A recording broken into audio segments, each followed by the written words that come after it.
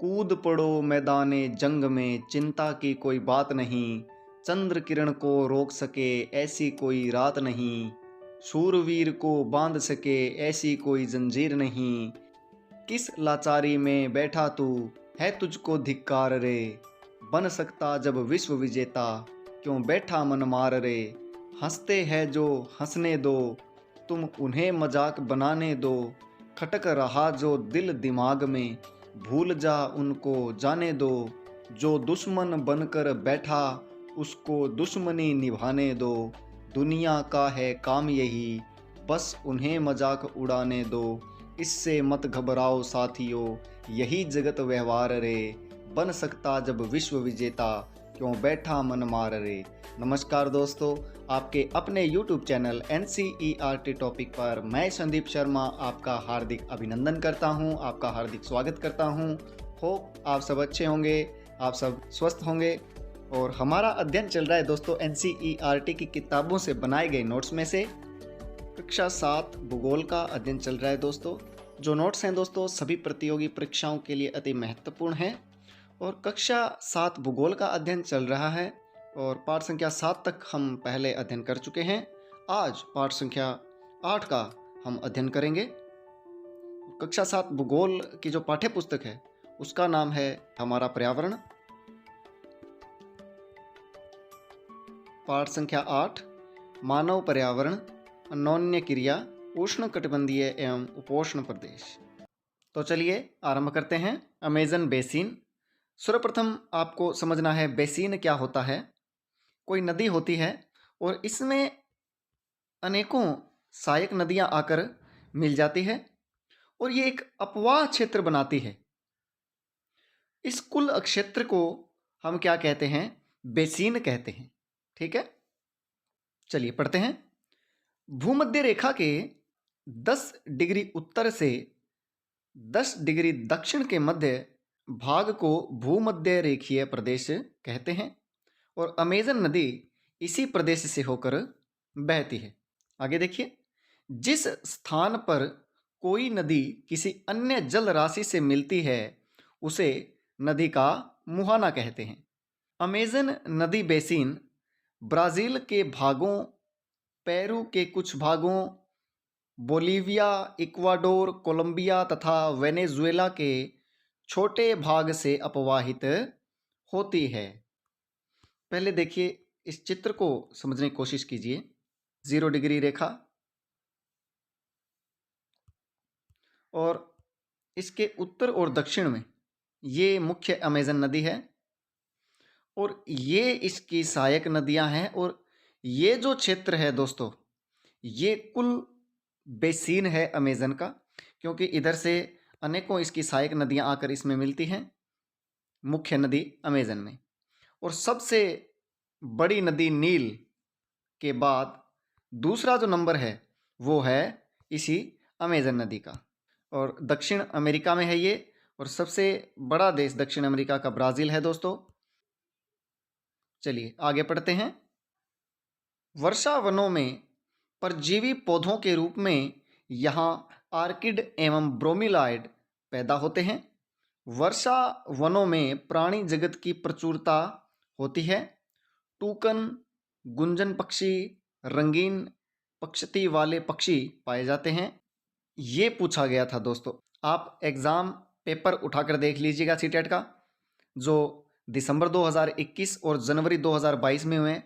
As it is same to same तथ्य परीक्षा में डाला हुआ था। पढ़ते हैं। ब्रोमीलाइड एक प्रकार का पौधा होता है जो अपनी पत्तियों में जल को सिंचित रखता है। मेंढक जैसे प्राणी इन जल के पॉकेट का प्रयोग अंडा देने के लिए करते हैं। होते कैसे हैं ब्रोमीलाइड? देखिए, ये होते हैं ब्रोमीलाइड। ये एक तरीके का ब्रोमीलाइड है और यहाँ बीच में एक गड्ढा जैसा होता है और उसमें जो मेंढक है वो अंडे देते हैं। तो ये ब्रोमीलाइड है। तो ये बहुत ही इंपॉर्टेंट तथ्य है। चलिए आगे पढ़ते हैं। कर्तन एवं दहन की पद्धति में किसान पहले वृक्षों एवं झाड़ियों को काटकर भूमि साफ करते हैं, फिर इनको जलाया जाता है। जिससे पोषक तत्व मिट्टी में मिल जाते हैं। इस पर कुछ वर्षों तक फसल पैदा की जाती है। महत्वपूर्ण बिंदु है, अमेज़न बेसिन में लोगों का मुख्य आहार मिनियोक है, जिसे क्या कहते हैं, कसावा भी कहते हैं। यह आलू की तरह जमीन के अंदर पैदा होता है। अमेज़न बेसिन के अंदर जो लोग वहाँ पर रहते हैं, जो जनजातियाँ या जातियाँ वहाँ पर रहती है, वो इनको खाने में प्रयोग करती है। ये देखिए कसावा, मिनियोक है ये। और जो अमेज़न बेसिन में लोग रहते हैं उनका मुख्य खाद्य आहार है ये। आगे पढ़ते हैं। अमेज़न बेसिन में लोग मलोका कहे जाने वाले बड़े अपार्टमेंट जैसे घरों में रहते हैं, जिनकी छतें तीव्र ढाल वाली होती हैं। देखिए मलोका होते क्या हैं और कैसे होते हैं। देखिए अमेज़न बेसिन में बहुत सारी जातियां और जनजातियां रहती हैं और स्वयं रहने के लिए इन घरों का वो उपयोग करते हैं। और इनकी छतें देखिए बिल्कुल तीव्र ढाल वाली होती हैं और ये पूर्णतया लकड़ी से बने होते हैं दोस्तों। लकड़ी और जो वनस्पतिक चीज़ें होती हैं जैसे पत्ते, घास फूस इत्यादि चीज़ों से ये बने होते हैं। और काफ़ी इम्पोर्टेंट तथ्य भी है एग्ज़ाम के पॉइंट ऑफ व्यू से, मलोका क्या होते हैं, स्थानीय लोगों के घरों का नाम है मलोका। तो अमेज़न बेसिन से रिलेटेड जितने महत्वपूर्ण तथ्य थे वो मैंने आपको समझाए हैं। आगे देखिए, गंगा ब्रह्मपुत्र बेसिन। यह बेसिन उपोष्ण में 10 डिग्री उत्तर से 30 डिग्री उत्तर अक्षांश के मध्य स्थित है। घाघरा, सोन, चंबल, गंडक, कोसी इसकी सहायक नदियां हैं। ब्रह्मपुत्र की सहायक नदियां भी इसमें सम्मिलित हैं। बहुत ही महत्वपूर्ण तथ्य है और एग्जाम में ये पूछा भी गया है दोस्तों, तो आप राइट डाउन कीजिए या स्क्रीनशॉट ले सकते हैं। आगे देखिए, गंगा ब्रह्मपुत्र के मैदान, पर्वत एवं हिमालय के गिरिपाद तथा सुंदरवन डेल्टा इस बेसिन की मुख्य विशेषता है। मैदानी क्षेत्र में अनेक चाप झील पाई जाती हैं। जलवायु मुख्यतः मानसूनी है। जनसंख्या घनत्व बहुत ज़्यादा है और इस बेसिन की, गंगा ब्रह्मपुत्र का जो बेसिन है, इसकी मृदा यानी मिट्टी है वो बहुत ही उपजाऊ है। आगे देखिए, बिहार एवं असम के कुछ हिस्सों में सिल्क के कीड़ों का संवर्धन कर सिल्क का उत्पादन भी किया जाता है। देखिए इस चित्र के माध्यम से आप समझिए, ये है गंगा ब्रह्मपुत्र बेसिन। मुख्य जो गंगा नदी है वो ये है और इसमें अनेकों सहायक नदियां आकर मिलती हैं। तो ये कुल जो है इसका ये बेसिन है गंगा ब्रह्मपुत्र का। आगे देखिए, गंगा और ब्रह्मपुत्र नदी का जो बेसिन है और इसका जो डेल्टा क्षेत्र है, जैसे कि सुंदरवन डेल्टा, उसमें मैंग्रोव वन से वो घिरा हुआ है। यानी जो गंगा ब्रह्मपुत्र नदी का डेल्टा है उसमें मैंग्रोव वन ज़्यादा है। आगे देखिए, उत्तराखंड, सिक्किम एवं अरुणाचल प्रदेश की ठंडी जलवायु एवं तीव्र ढाल वाले भागों में चीड़, देवदार एवं फर जैसे शंकुधारी पेड़ पाए जाते हैं। आगे देखिए, एक सींग वाला गेंडा ब्रह्मपुत्र के मैदानों में पाया जाता है। बहुत ही महत्वपूर्ण तथ्य है। डेल्टा क्षेत्र में बंगाल टाइगर, मगर, घड़ियाल पाए जाते हैं। नदी के साफ पानी में रोहू, कतला एवं हिल्सा मछलियों की सबसे लोकप्रिय प्रजाति रहती है। ये जो प्रजातियां हैं मछलियों की, ये बहुत ही महत्वपूर्ण है। रेहू, कतला, हिल्सा ये मछलियों की लोकप्रिय प्रजातियां हैं।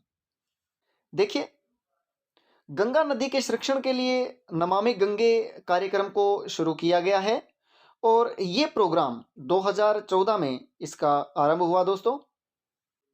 आगे देखिए, गंगा एवं ब्रह्मपुत्र नदी के एलवन जल में एक प्रकार की डॉल्फिन पाई जाती है, जिसे स्थानीय भाषा में सूसू अथवा अंधी डॉल्फिन कहा जाता है।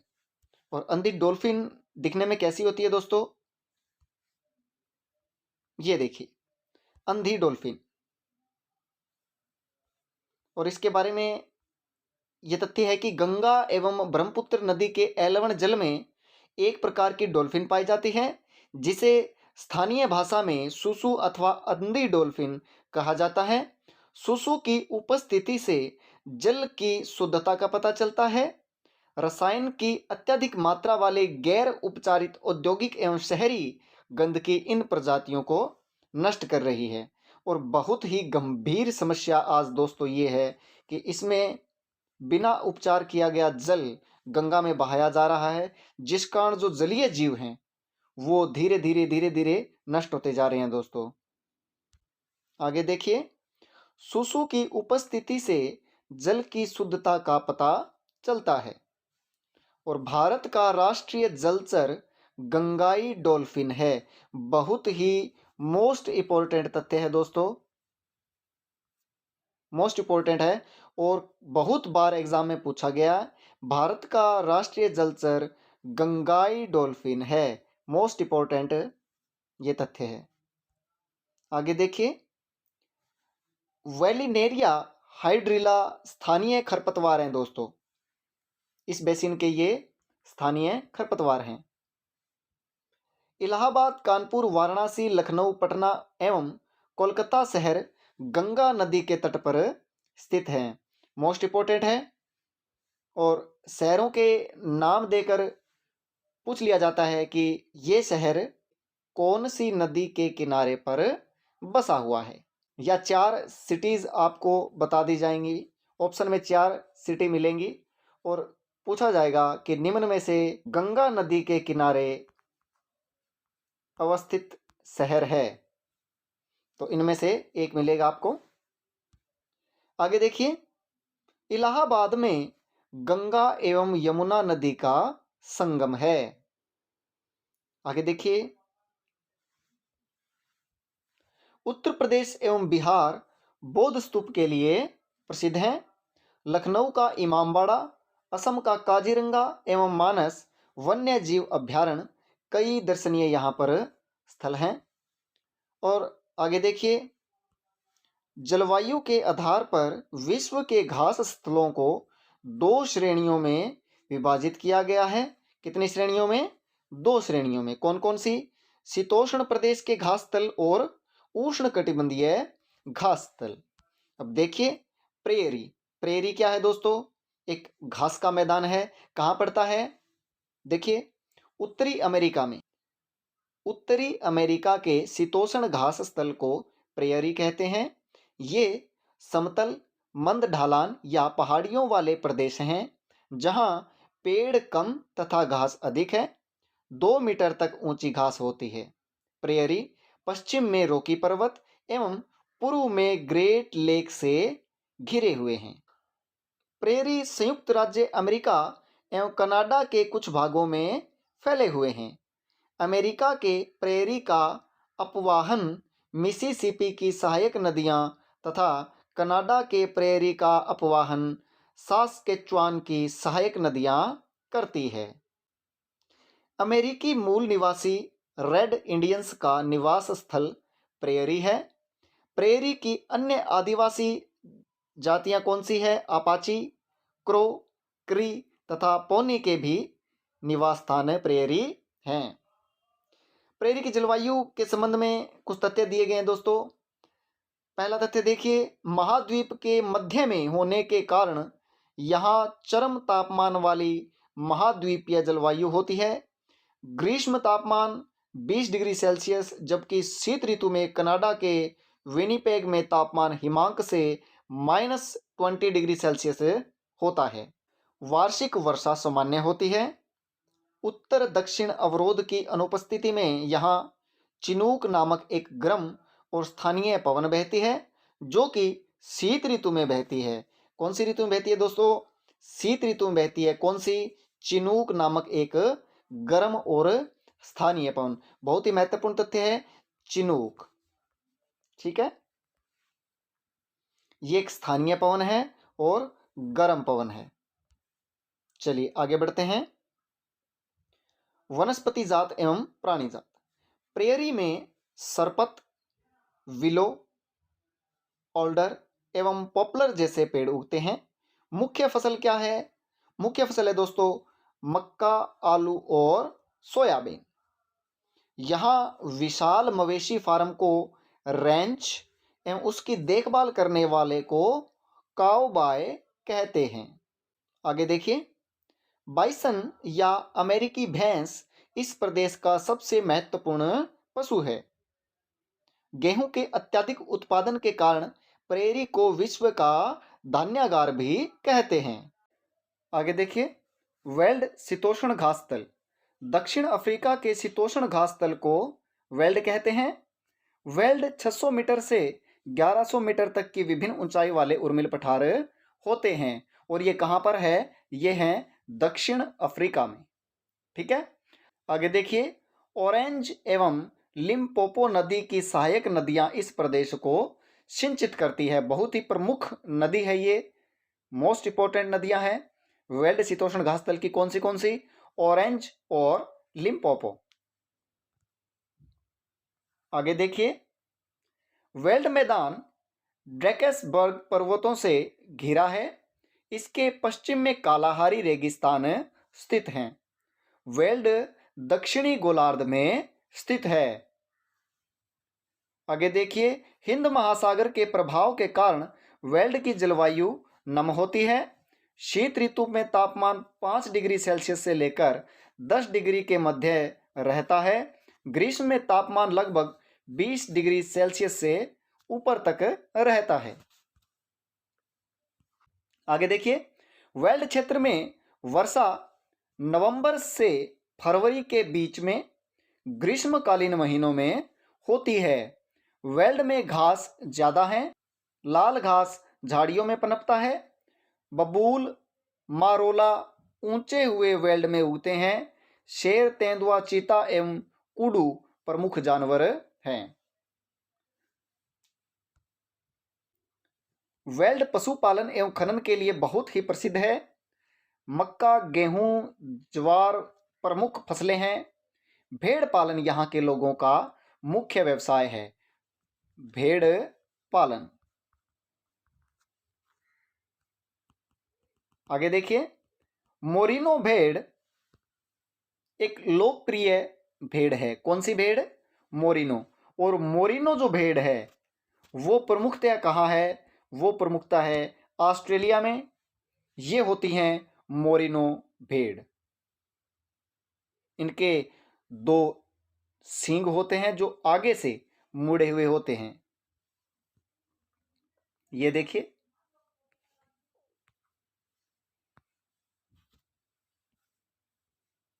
तो मोरिनो भेड़ एक लोकप्रिय भेड़ की प्रजाति है वेल्ड के अंदर। आगे देखिए, सोना एवं हीरे का खनन इस प्रदेश के लोगों का मुख्य व्यवसाय है। यहाँ पर हीरे की बहुत सारी खानें हैं दोस्तों, और सोने की भी अनेकों खानें इस प्रदेश में अवस्थित हैं।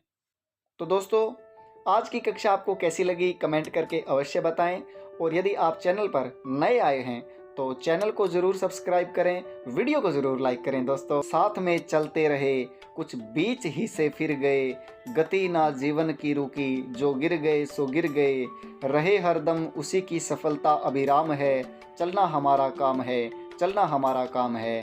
दोस्तों, चलते रहिए, आगे बढ़ते रहिए और कठिन परिश्रम करते रहिए। धन्यवाद। जय हिंद, जय भारत।